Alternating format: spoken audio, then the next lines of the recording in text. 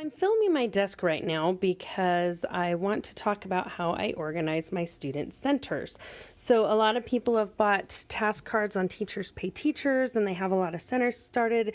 So I'm going to show you how I organize those. I need to go to my wardrobe here and go to my unit binders. So I have matching binders for all of my different units. So here's all my reading units that I have. And then up there are all my math units that I do.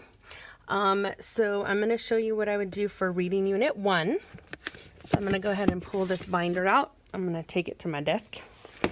And I'm going to open it up. And for this particular unit, I have a unit lesson plan. And so it has the, sorry, there's a glare.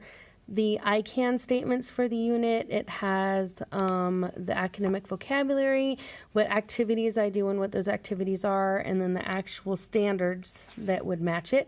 And so it has basically 2 or 3 weeks worth of units. Flipping this around here. And then on the very bottom, I have the centers. So I have like center 1, center 2, center 3 that would match that unit.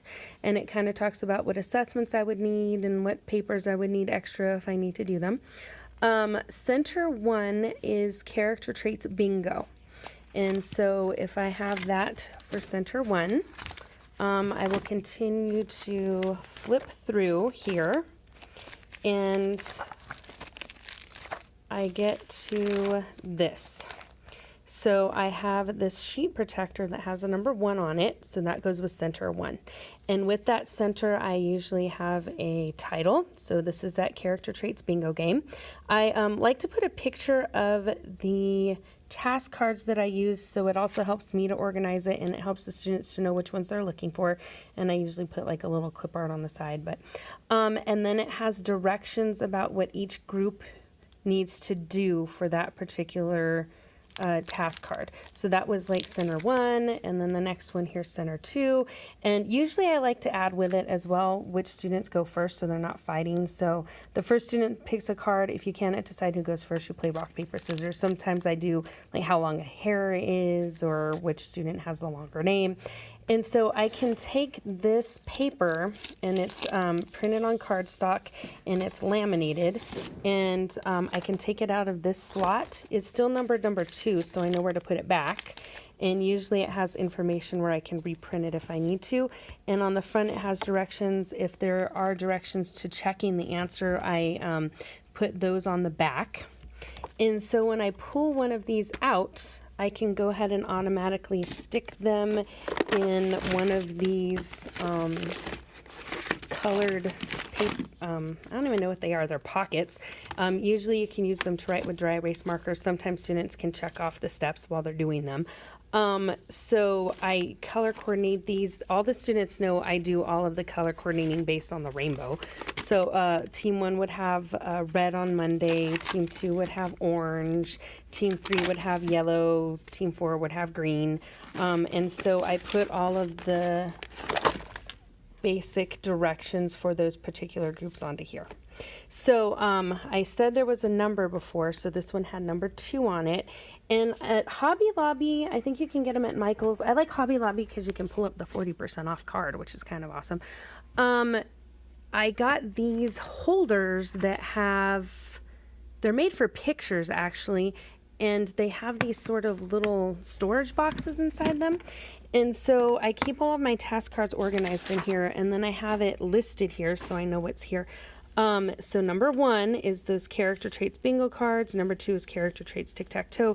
And I have them listed for all of the different reading units for the year, so I can figure out how to keep those handy. I'm going to stick that on the top real quick. And then I have all of these little storage boxes numbered. So here's number 1. That way this one matches the there's all of the bingo cards they need. I'm going to flip it over so I can show you that. I also managed to stick the task cards in there. That fits a lot of stuff in it, actually. And so then I know that it's always matched up and I can have them ready to go at any moment. I keep them in this pink crate here so the students know that all of the centers always go in this crate when they're done with them at the end of center time. And so this one is the one that's been ready for the next week. And so I just stick all of the little storage boxes in here, and they're all numbered based on whichever one we're on. So math, I'm on 18 and 19. And for English language arts ones, I'm on number 7. And this one in particular has a board game on it. So I have directions on this side. I have the game on this side. Oops. What I really like about these storage little containers is you can fit a lot in them. And so for this particular one, let me get it out here real quick. I can put the dice in it, and I can put little counters that they can use for the activities, and I just sort of keep them in there. So I use math block little pieces, and I have a whole bunch of those, so I use them for that particular thing. And then when I'm all done with this week, I can just take all of these back, make sure all the pieces are in them, and double check them, and then I can just stick them straight back in here in whatever order they go in really, really fast. And then I can just take these papers out, and if I go, okay, that was number 8 over here, then I can make sure I put it in slot 8 here on my binder, and they're all done and all finished, and I can do it super fast. So that's how I organize my centers.